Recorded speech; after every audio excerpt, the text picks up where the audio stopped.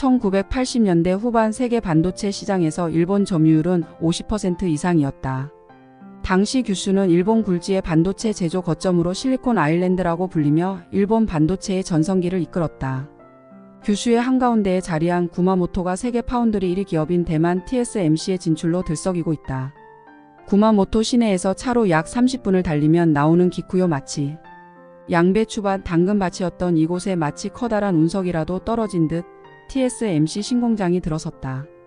클린룸의 면적은 일본 프로야구 경기장인 도쿄돔과 맞먹는다. 원래 10년 이상 걸리는 공장 건설을 24시간 3교대로 2년 만에 끝냈다.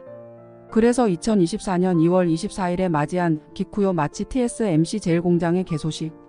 TSMC 공장은 2024년 내로 양산을 시작하고 구마모토 제2, 제3의 공장 계획도 구체화하는 분위기다.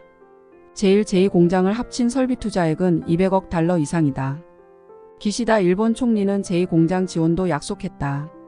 일본 정부는 두 공장에 1조 2천억엔 규모의 보조금을 지급할 방침이다. 제2 공장에는 도요타 자동차도 출자에 나섰다. 자동차를 포함한 산업계 전체가 TSMC와 관계를 강화한다는 점에서 의미가 크다. 현재 기쿠요 마치를 중심으로 아파트, 공장, 호텔 등 건설 러시가 한창이다.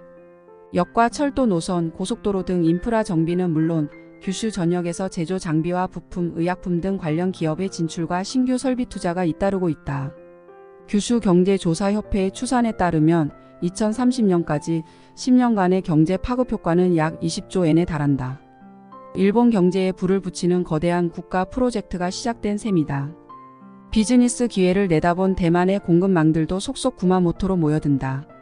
미국과 독일 등으로 반도체 생산 거점을 분산하던 TSMC가 구마모토와 손잡은 이유는 무엇일까? 해외 공장을 합작으로 세운 것은 구마모토 공장이 처음인 만큼 TSMC의 각오도 남다르다.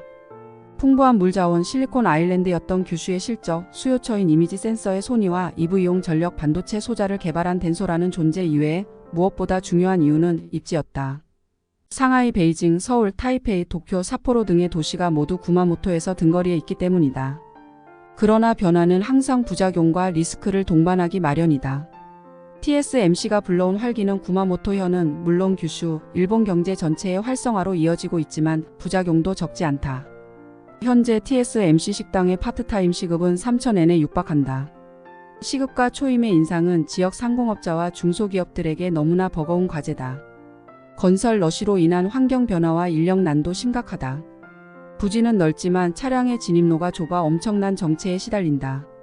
전국에서 기술자들을 불러 모은 바람에 같은 직종이라도 도구나 기구 등이 달라 조율에 애를 먹는다.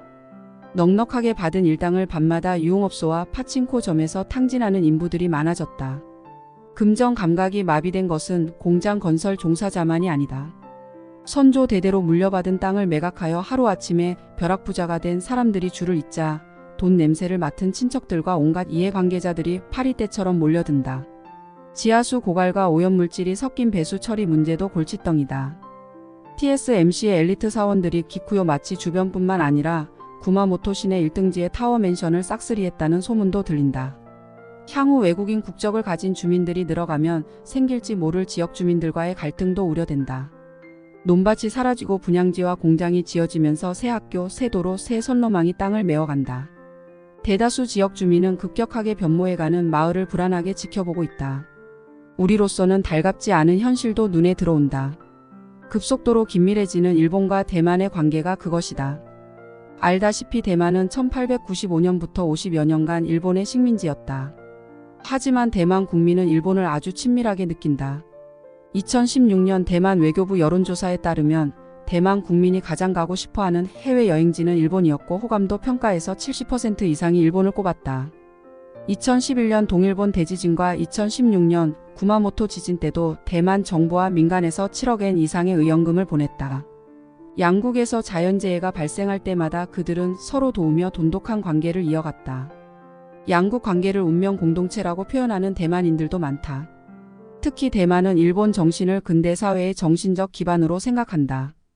대만이 우여곡절 끝에 민주주의 국가로 성장한 것도 식민지 시절 일본 정신이 뿌리내렸기 때문이라고 믿는 경향까지 있다. 반도체 유저를 끌어안은 산업 구조는 TSMC와 일본에게는 새로운 도전이자 성공 재료다. 만약 중소기업까지 포함한 강력한 공급망까지 완비된다면 그야말로 천하무적이다.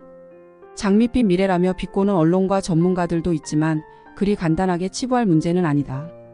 구마모토를 포함한 규슈가 지금 일본의 실리콘밸리를 꿈꾸고 있다. 앞으로 피해자들과 희생자들이 생기고 부작용도 속출하겠지만 일본과 대만은 이 흐름을 멈추지 않을 것이다. 일본으로서는 마지막 기회이기 때문이다. 일본의 필사적인 생존 본능이 무서워지는 요즘이다.